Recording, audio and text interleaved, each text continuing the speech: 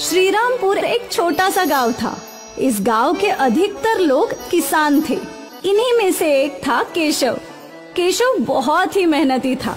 वो ज्यादा से ज्यादा समय अपने खेतों में काम करने में बिताया करता था और सूर्यास्त के बाद ही घर लौटता था। दरवाजे पे उसकी बेटी चुटकी उसका इंतजार किया करती थी। पापा आ गए, पापा आ गए। और अपने पापा को देखते ही उसे लिपट जाती थी। आप आ गए पापा, मैं आप ही का इंतजार कर रही थी पापा।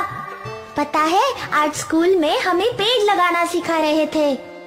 फिर क्या, मुझे तो पहले से ही पेड़ लगाना आता था। टीचर ने पूछा कि चुटकी तुझे ये सब कैसे आता है, तो मैंने गर्व से बोला कि मेरे पापा किसान है। अरे वाह, ये हुई ना बात। सबने मेरे लिए तालियां बजाई और टीचर ने मुझे चॉकलेट भी दी। बढ़िया है। वैसे तेरी माँ ने आज खाने में क्या बनाया है? दाल चावल और गोभी की सब्जी। फिर से गोभी की सब्जी? अरे छुटकी, तुम्हें तो गोभी की सब्जी खानी चाहिए। ये सब्जी तुम्हारे पापा ने उगाई है। फिर तो मैं जरूर खाऊंगी। मैं अभी खाना लगाती हूँ। कोमल ने सबके लिए खाना लगाया और फिर तीनों ने एक साथ बैठकर हंसी खुशी खाना खाया। अगली सुबह बिन मौसम बरसात शुरू हो गई। अब क्या होगा? ऐसे ही अगर ये बरसात बरसती रही तो सारी फसल बर्बाद हो जाएगी। आप चिंता मत कीजिए, भगवान जी हमारी मदद करेंगे। जल्दी बरसात रुक जाएगी। उम्मीद है। लेकिन होने को कुछ और ही मंजूर था। बरसात बढ़ते ही जा रही थी। कुछ ही घंटों में गांव में पानी भरने लगा और जल्द ही खेतों में भी पानी भरने लगा। सारे किसान परेशान हो गए। अब क्या होगा? सारी फसल बर्बाद हो गई। अब तो भगवान ही हमारी मदद कर सकता है। केशव ने अपनी फसल देखी जो पूरी पानी में डूबी थी। वो परेशान हो गया। वो भीगते हुए घर लौटा। कोमल, समझ नहीं आ रहा है कि अब क्या होगा। सारे किसानों की फसल पानी में डूबकर बर्बाद हो गई है, हमारी भी। हे राम, अब हम क्या करेंगे? पानी उतरे तो नई फसल लगाने की सोच सकते हैं। अब और कोई रास्ता नहीं। हमें इंतजार ही करना होगा बरसात रुकने और पानी उतरने का। हाँ, आप चिंता मत कीजिए। नई फसल लगाने में मैं आपकी मदद करूंगी। केशव और कोमल चिंतित थे। खारी बरसात रुकी ही नहीं और पानी का स्तर बढ़ता ही जा रहा था।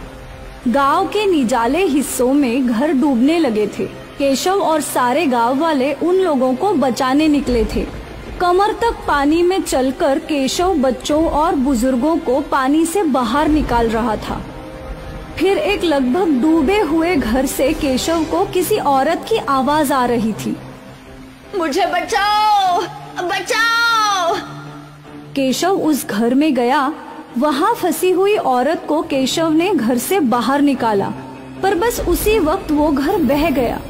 केशव के ऊपर छत गिरी और वो बुरे तरीके से घायल हो गया। कुछ गांव वालों ने केशव को बाहर निकाला। केशव बेहोशी के आलम में घर पहुंचा। इन्हें क्या हुआ? किसी की मदद कर रहे थे पर घर ढह गया और इन्हें गहरी चोट आई है। हे राम! कोमल केशव की देखभाल करने लगी और कुछ ही देर में डॉक्टर आ गए। लगता है कोई भारी चीज इनके सिर पर गिरी है। इन्हें कब होश में आएगा ये पता नहीं। पर कोई तो इलाज होगा इनको ठीक करने का। शहर में MRI स्कैन करके पता कर सकते हैं कि इन्हें क्या हुआ है। पर भारी बरसात के कारण शहर जाने वाले सारे रास्ते बंद हैं। अगले कुछ दिनों तक इनकी घर पर ही देखभाल करनी होगी। ठीक है। डॉक्टर दवाई देकर चले गए। माँ, पापा ठीक तो हो जाएंगे ना? हाँ, भगवान जी है ना। कुछ देर बाद चुटकी सो गई, पर कोमल को चिंता के कारण नींद ही नहीं आ रही थी। अगली सुबह बरसात थम गई और खेतों से पानी उतरने लगा। किसान वापस तैयार हो गए नई फसल बोने के लिए। यहाँ केशव तो बिस्तर पे था तो कोमल तैयार हो गई खेती करने। चुटकी बेटा, अपने पापा का ख्याल रखना। मैं खेतों में थोड़ा काम करके आती हूँ। ठीक है माँ। कोमल खेत पहुंची तो उसके खेत में पानी तो नहीं था, पर मिट्टी अभी गीली थी। कोमल ने मिट्टी को उठाकर देखा। इस मिट्टी में कोई भी फसल कैसे उगेगी, लेकिन मुझे कोशिश करनी चाहिए। कोमल ने खेतों में बीज बोना शुरू कर दिया। कुछ घंटे बीत गए। अब उम्मीद है कि कुछ दिनों में बीजों को अंकुर फूटे। इतना मिट्टी पानी में है कि कुछ दिन पानी डालने की जरूरत ही नहीं। खेतों का काम खत्म करके कोमल घर चली गई। लगभग 4 दिन बाद कोमल वापस खेत आई। उसने देखा कि उसने बोए हुए सारे बीज मिट्टी के ऊपर है। हे राम, इतनी गीली मिट्टी में मैं कैसे फसल उगाऊंगी। अपने खेतों की ये हालत देखकर कोमल की आंखों में आंसू आ गए।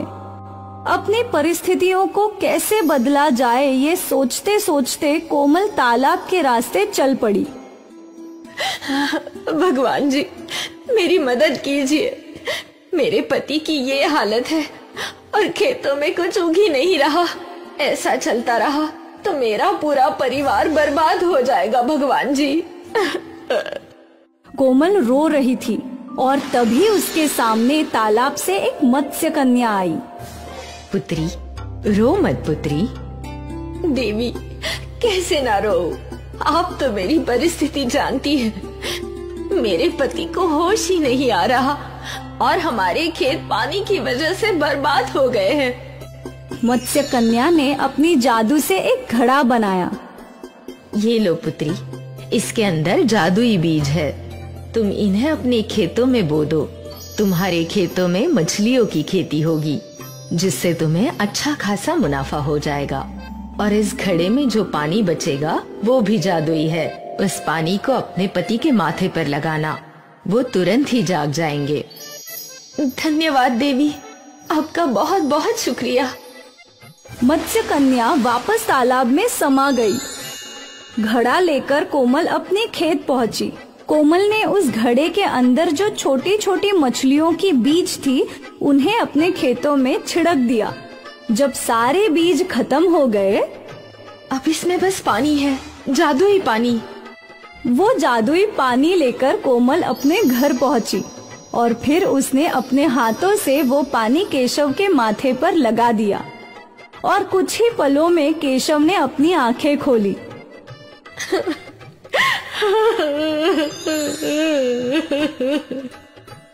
कोमल, छुटकी।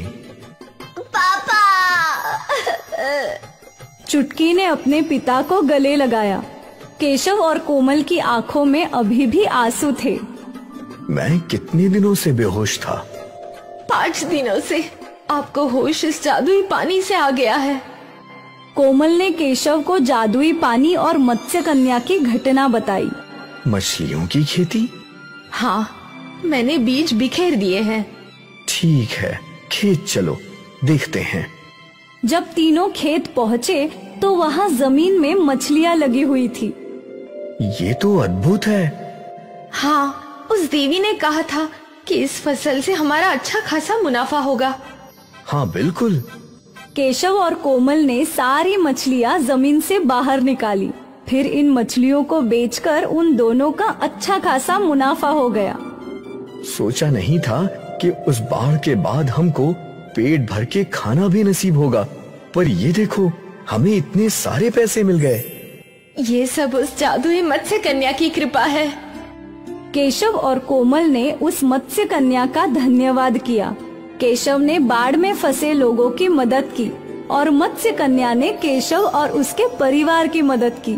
इसलिए कहते हैं, कर भला तो हो भला।